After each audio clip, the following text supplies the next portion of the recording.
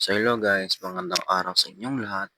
Samahan niyo ko ngayon dahil tayo pupunta sa Calbayog City dahil may dadaluhan tayong birthday sa asawa ng kapatid ng lolo ko. So syempre bago tayo bumiyahe, kailangan muna natin magpagas at yung unang gas natin is 300 pesos dito sa Petron ng Katarman. Tapos ka natin magpagas dito, tayo dumiretso na at syempre, hindi natin makakalimutan na hindi kunan ang isa sa pinakamagandang tambayan ng mga tao dito sa Washington ng Katarman. Alas 8:30 ng umaga nang kami ay umalis.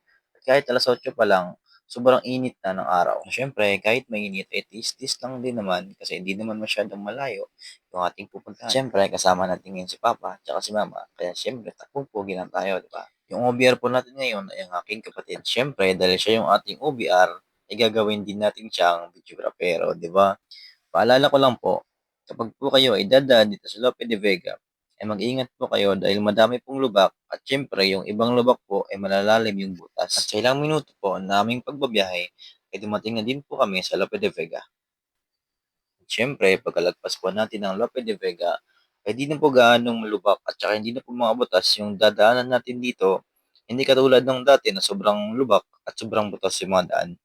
At syempre po, habang kami ay bumabiyahe, ay may konting kwentuhan nang sa gayon kami po ay hindi maboring at kami po ay malibang. At syempre, habang espalto pa yung daan, ay enjoy natin dahil mamaya ay sasabak na naman tayo sa lubak at mga butas-butas. At dahil nga sa sobrang init, kami po ay nagpahinga muna at syempre para may pahinga din yung mga makina ng aming mga motor. Pagkatapos po ng ilang minuto na aming pagpapahinga, kami po ay bumiyahe na agad at syempre, hindi naman mawawala ang pagpapakyut ng ating OBR. Kami po ay huminto ulit dito sa malaking puno at nakipagkwentuhan sa aming ibang mga kasama. Sa ilang minuto pong biyahe, kami po ay dumating dito sa crossing ng Calbayog sa pagitan ng Lope at saka ng Allen. Pagpasok namin ng Calbayog, kami po ay dito dumaan sa diversion dahil kung doon pa kami dadaan sa proper, ay matatagalan pa kami bago makadating sa aming pupuntahan dahil sa sobrang daming sasakyan na doon dumadaan at saka sa sobrang traffic na din.